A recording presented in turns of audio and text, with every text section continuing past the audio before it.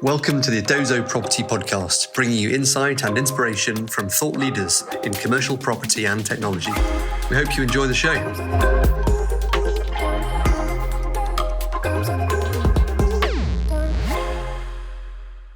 Jamie is one of the original co-founders and now commercial director of React News, the market leader in European exclusive real estate news. Jamie used to run sales, commercial strategy, operations and finance for React, though he now focuses on sales and commercial strategy, which has grown to a business with almost £5 million in revenue, 28 employees, and is Europe's best-read paid online real estate news service with over 33,000 registered users.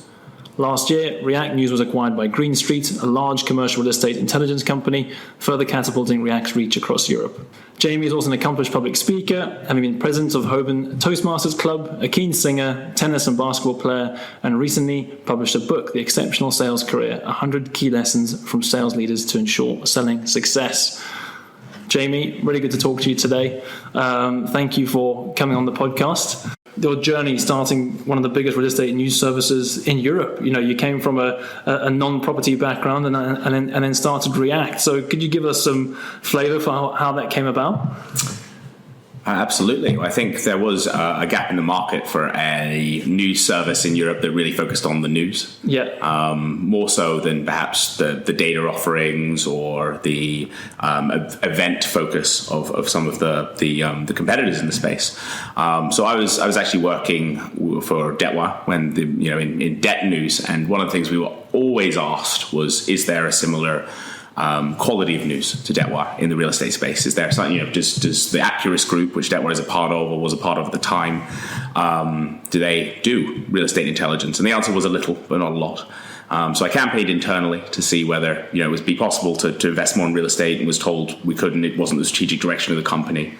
And so I was very fortunate to meet some of the best journalists in the industry at various conferences and through networking. And it turns out they were like-minded in wanting to start a real estate news service that really focused on the exclusives and making sure that we were first to market, more detailed, more timely than any other service. And the people who I started the business with, such Chris Borland, David Hatcher, James Buckley, are so well known and so talented. We were lucky to have backing quite quickly from a significant investment manager, and we were lucky to have 20 subscribing firms before we even launched, which made it, once we got over the initial jitters, the difficulties of starting up any business, financially for a startup, we've had a relatively smooth sailing. Yeah. And you guys always seem to have the best exclusives. I mean, I was in the industry for a long time. I used to read the sort of property deals news the whole time with sort of your competing publications. And you don't have to give away the secrets, but what gives you that edge to go and get that exclusive content? Well, I wouldn't be qualified to give away our secrets because the fact is I'm on the commercial side, not on the editorial side. Yeah, the editorial side is really what has made React News as successful as what it has been. The ratio when we started was 3 editorial, 1 commercial, and that's about the right ratio for success in terms of your prioritization. The journalists who I work with are ensconced at the highest level of the industry. It's taken them years to build that level of connection.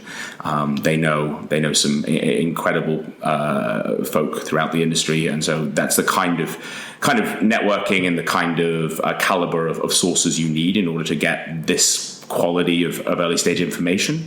All of our journalists on our team, every single one has at least 8 years experience, and it goes up to 20 years in the industry specifically. And that's the kind of experience you need to be able to break exclusive news day in, day out as they do. Yeah, and I can imagine the consistency is the thing that it must be quite difficult to do. You have to just consistently every day publish something new, and there must be a lot of pressure.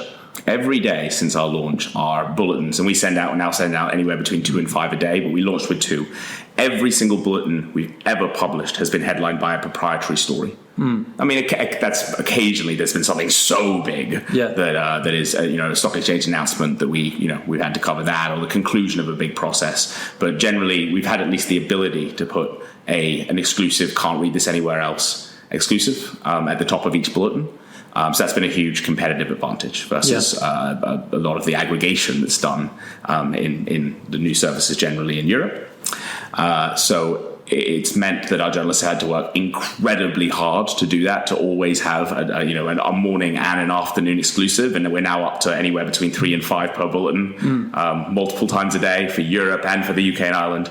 But that's really been where we've been able to hang our hat. You will always know more about the market if you subscribe to React News. Yeah. And who is buying React News? Who are your main end users of the news? Is it more investment focused? Are the agents on board, developers, or is it a mix?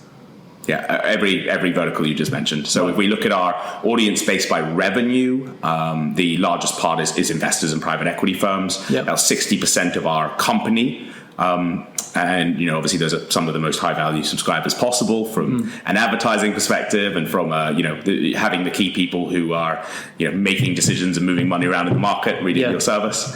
But if you look at by volume of users, agents are the biggest vertical, just because all of the major agents have put huge user lists on board, because they want everybody to, or all of their information hungry agents to know more about the market. Yeah, no, absolutely. And look, it's difficult. I used to be an agent myself. It's difficult to come across good intel. Unless you have a very tight network of people you can call on, sometimes you need to rely on other the news outlets in order to get those bits of information you need for your clients. So it's a valuable service. And I think that's been even more true during lockdowns, because ultimately I sell to the advisory community. So I used to do agents, but now I'm more on the professional advisory side. So law firms, advisors, we've brought in a few more salespeople and we have more defined territories. But I think it's definitely been true that COVID has made this information harder to get, more scarce. You can't get as much by networking, and I personally sell the value of being able to pick up the phone, talk to your clients, have better conversations, seize opportunity in the market at a more early stage, and the value of that, of what that mandate might be compared to our relatively modest subscription costs. yeah. And I suppose for them, it shows who's buying, where the money's going, and sort of it gives them sort of potential, client opportunities in the future. Yeah. And then look, your background, was non-real estate, and then you went, you sold to real estate professionals. Are they different from other markets that you've sold to? And any key learnings from selling into that market? I love the real estate industry. Much more than I expected to. I guess I kind of got in originally because it was just such a gap in the market. You've got your Bloombergs and your Thomson Reuters and your debt wires and your merger markets serving the debt and the M&A markets to a great extent, but largely bereft of really quality real estate. Probably, and the major newspapers in the UK and to a lesser extent Europe, they will cover real estate, but they won't be looking to break news in real estate. So it was a really nice niche for us. But then when I got into the real estate industry, I realized that people in the real estate industry are more open-minded, more friendly, more open to being called, particularly perhaps in the agent community. It's a really open, friendly industry. And so as the ability to network opens back up, I'm really looking forward to getting more ensconced in the industry. I mean, I made one Expo Real. I never made a MIPIM before everything shut down. And I just feel like that's just going to be a fabulous experience. We did MIPIM a couple of years ago, actually. 2019. It was great fun. And it is such a social industry. It's why I love it as well. People are a lot friendlier, and it's very social. So I think the sooner that can come running in, the better. And the tangible aspect of it is really nice as well. You can literally, we're sitting up in quite a high room right now. You can see a lot of the buildings that we've reported on. That I can point to something and say, that trade right there. It made a material difference to pricing, which means that which is a great boon for the London office market, at least in those high quality assets. And it's just quite fun to be able to understand the dynamics of why buildings are being built and why they're trading at the valuations they're trading in the various sectors that we can see from here in London. And you can see most of them from up here as well, which is cool. You guys really came to reach your success. Was it in 2020? I mean, when did you start React News? So we launched in June 2019, and we had a good amount of success. But I'd say 2020 was really the year where we 2021's been even better, but 2020 was the year we came into our own as a really well-read publication. Yeah, I mean, that's incredible because, I mean, for 2020 was a bad year for most people, even a lot of the real estate industry. What was it like scaling a business in the middle of a pandemic? At first, it was terrifying because it happened so suddenly, as I'm sure it did for everyone. One moment we're in the office and it's just something that's happening in China and then Italy, and then the next thing you know, your office manager's telling me you can't come back for the foreseeable future, and we all go to the pub for one last time and be completely uncertain about the future of our still somewhat fragile startup. And our advertising revenue disappeared overnight. All those discretionary budgets that could be cut were. Did just about every part of the industry. So that was a significant revenue stream for us at first, but then just disappeared for almost 6 months. And we didn't know whether all of our sales processes that were starting would just be cut off, and some of them were. So we were at contract stage with some people who just said we're just freezing all spend. We have no idea what's happening, which is completely understandable. But as some major contracts still kept coming through, I think that gave us hope that while we'd see a temporary slowdown, it would provide a sort of a U-curve, and that's exactly what we saw. And I suppose you probably had more eyeballs on screens over that period than at any other time. Everyone's just glued to their screens, checking out the news. One dynamic we saw that I found really interesting was we launched with a significant amount of mobile usage, maybe 33%, and then by the time we got to April of 2020, it was down to about 15%. Oh, really? People weren't moving around as much, and so people could afford to take the time to read the news on their desktop. And so that was a real benefit to us. I think people started to realize the difference in detail and in timeliness that we were offering. And what's next for you guys? I see you've got the news element, the exclusives, and you've also got a deal tracker. You track loads of commercial investment deals across Europe and the UK. Is that going to be more of a focus over time? So the deal tracker has come into its own as it's grown. It's the brainchild of one of our senior journalists, James Buckley, formerly of CoStar, and he was really passionate about the idea that people should be able to get notifications without having to search either React News or the internet in general on deals they're following, and that we should have a repository that looks at the historical financials and parties involved in a deal. So we have been building this since day one. Started obviously with 0 deals, although we probably had about 100 at launch. So at that point, if you tell people you have a 100 deal tracker, they're like, great.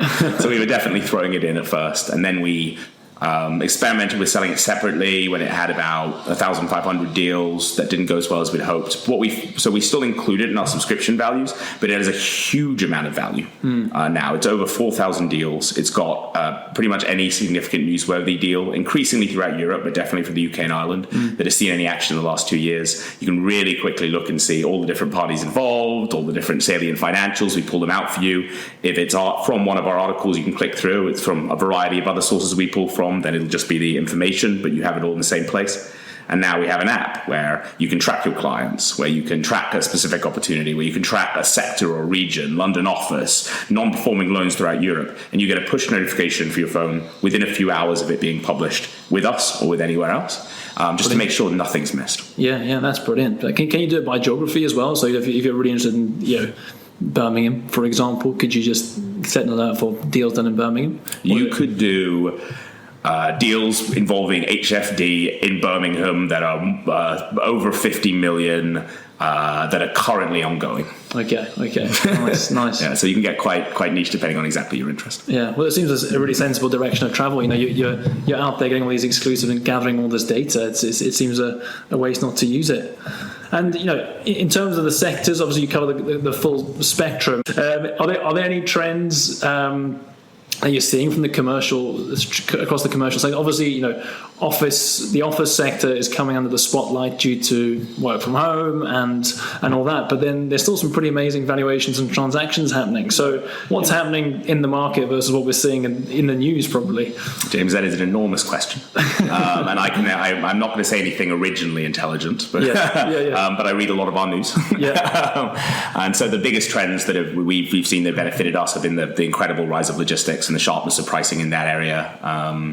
One of the UK's biggest REITs was our first ever customer that's logistics focused. So that's always been a sector that's we've been hot on and have some of the best journalists. Well, with the statistics of exclusives say we've got about 85% market share of logistics exclusive. So that's put us in a really good place. We've run a series of logistics webinars for interest in that sector. And as the pricing's gotten hotter and more funds have launched and more people have got into it, some earlier than others. That's been a trend that's massively benefited us. I have a close sort of personal interest in the BTR market. Makes a lot of sense to me. It's going to grow exponentially here, given how big BTR is in places like Germany and the States, and how relatively small it is in the UK and other markets. So I'm not surprised you're seeing so many funds raising to get involved in that action, because more and more people are going to need houses, and it's going to be a very steady, long-term income stream, which I think a lot of people are looking for, and with debt yields compressing. So you're going to see a ton of institutional investment into that area. Offices, great offices will do well. Terrible offices will do badly.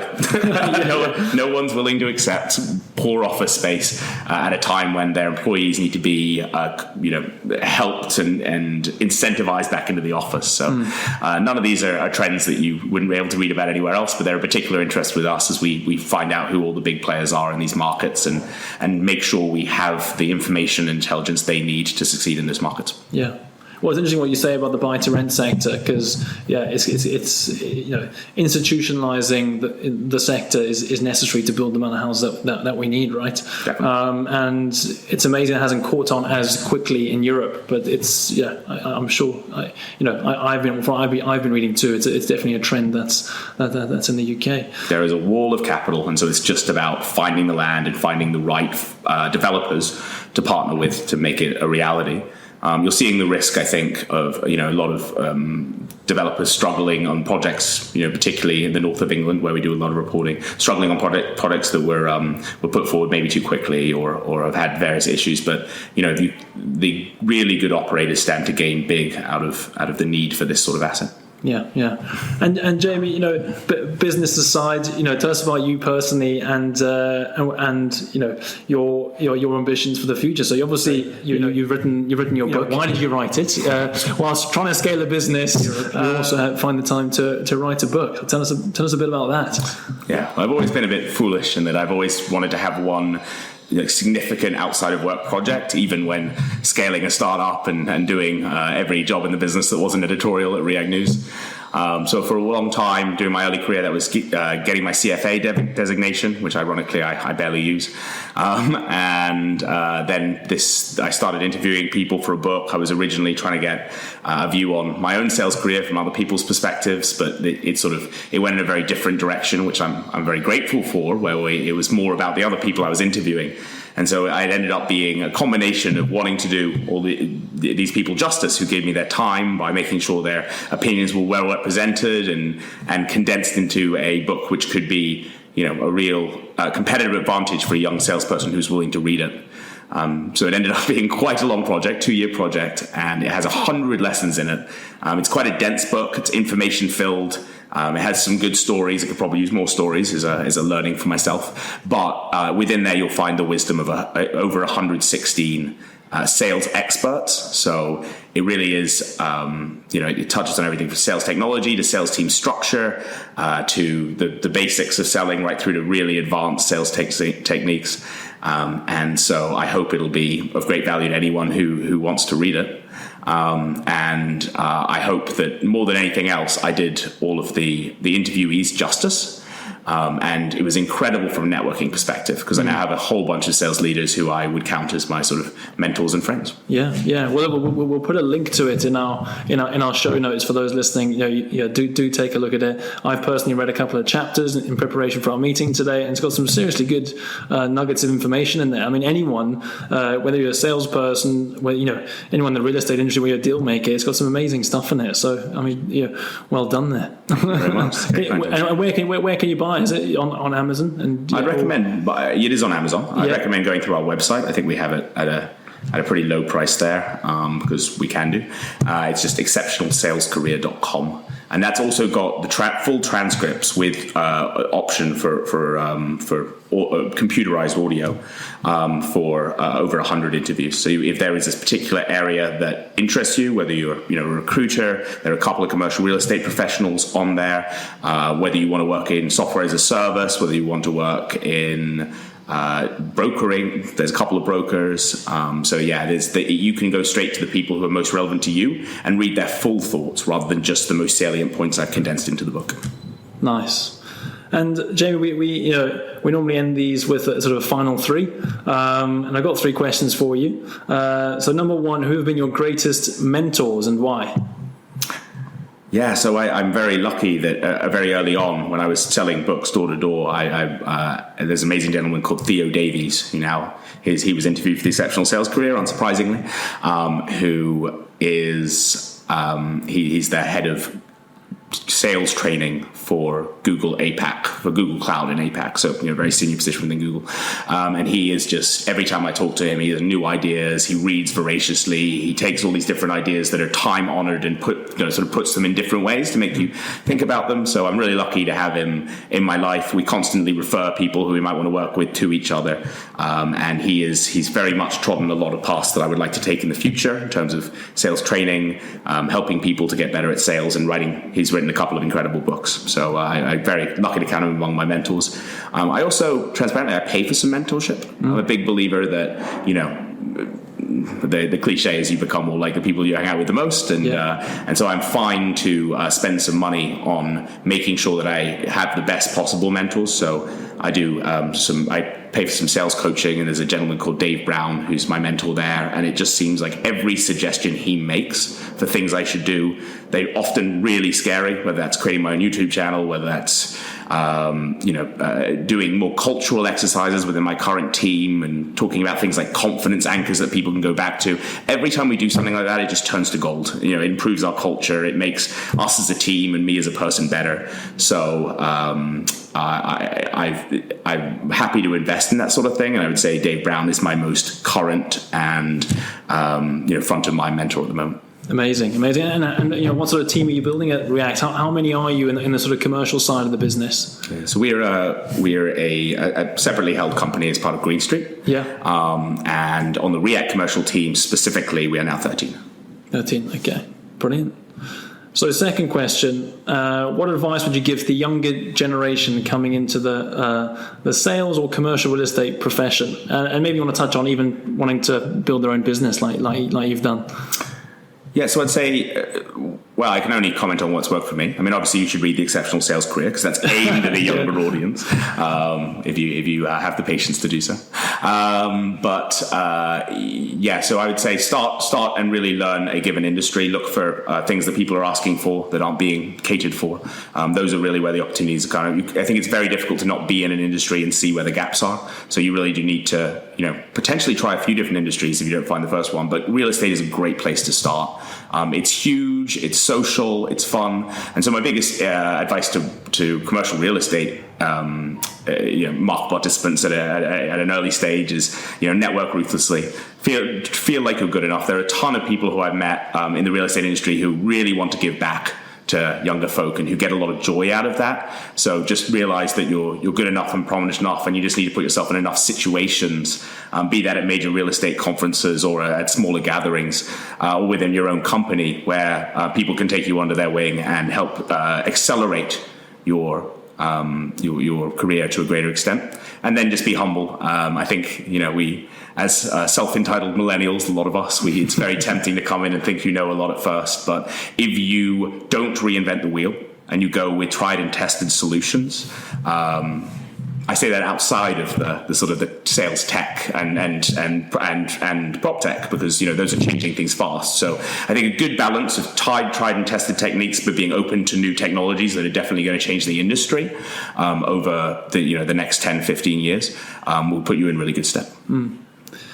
All right. Yeah. No, I'd agree with that. And do you see just quickly on that? I mean, do you see the role of technology in a young professional's life becoming more and more integral? I think we all know the answer is yes. But I suppose, how have you seen it with sort of your team or the younger people in your team, basically? Well, the younger people, so I'm a big believer in sales technology. I think one of the people I interviewed for the book described it as the future of sales is like being a fighter pilot. You're going to get real-time feedback on your sales calls. It's going to be telling you, oh, you answered that objection incorrectly, and oh, what a great close that was. And so you're beginning to see that with some of the technologies we use, Cognism, Gong, that sort of thing. We talked about this just before the call. So I'd say the younger people have been earlier adopters, which has served them well. I think in the future in sales teams, and I'm just talking about the arena I know the best, you'll see less people in those sales teams, but they'll be more effective by leveraging technology. And so I think it's essential that younger people get their head around those technologies, and also essential that older salespeople are open to them, because they're really going to change the way we prospect, the way we outreach, and the way that people are allowed to buy if the service is right for them in the very short time horizon. Yeah, and one thing I've been on both sides of the fence. I've been on the traditional real estate side, and I've now been on the technology side, scaling a technology team and all that. And actually, all the tools that we use in my case, a prop tech setting, and then you're sort of in the prop tech space in a way as well. Predominantly exclusive news. The caveat. Not technology enabled. Perhaps. Technology enabled. There you go.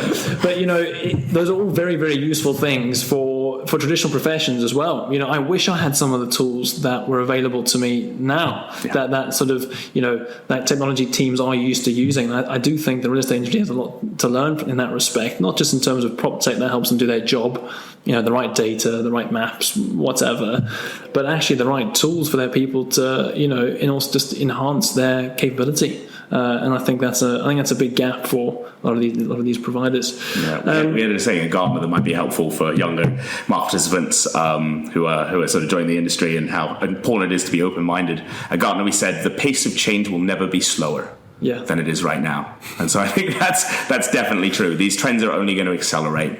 So we need, both in terms of the way sectors are going in real estate, and also in terms of the way technology is impacting the way we work and how efficient we need to be competitive. So embrace it. Yeah, no, I agreed. And Jamie, final question: where are you at your happiest? Well, one of the places I'm at my happiest is definitely where we are right now. We're on a high floor in a property I just recently bought that is pretty spectacular. And I also am my happiest when I'm singing. I don't know whether the audience is always at their happiness, but I've always enjoyed performance, and it's something I'm really focusing on improving over the next year or so. So that's my big project right now. Scoping out the beginning of another book, which will be more about entrepreneurialism, but at the same time making sure that I am at a level of singing where people no longer tell me off. Nice. And you have a demo.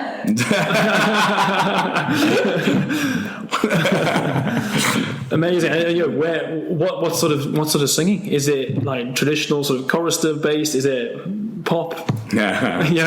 Where do you fit? Well, definitely more on the choral side, the choral singing side. Yeah. In terms of I sing in 2 going on 3 choirs, and have been taking that side very seriously. Although I was in Archers Street this Saturday, and that pop side definitely came out. So I stopped short of grabbing the mic from one of the semi-professional singers or professional singers, or whatever they are, but I was definitely belting them out. Yeah. No. Nice. Well, look, and to Jamie's point about where we're sitting, Jamie's bought this beautiful property. Is it still called the Kennington Water Tower? It is, yeah. Yeah? Not the Jamie Hammer Tower yet? No. I think it previously was the previous owner's tower officially online, but we haven't bothered to change that yet. And I'm not really... much like I think React News or the book, I try and not make things about me when I can. Yeah, fair enough. And this is there are multiple people who live here, and it's a beautiful building, and it's a beautiful community around here. So I'm not going to make it the Jamie Hamer Water Tower, because it's not. Yeah, fair enough. And look, it's beautiful. We're sitting up here on the 8th floor.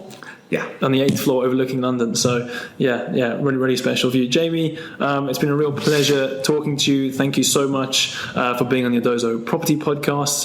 You've been a brilliant guest, and wishing you all the best with React News. We'll put all the details to where you can find Jamie, React News, and his book in the show notes. But thank you. Thank you so much, James. Really enjoyed it. Thanks for listening to the Edozo Property Podcast. To find out more about Edozo, please visit edozo.com or follow us on LinkedIn or Twitter. Links are in the show notes.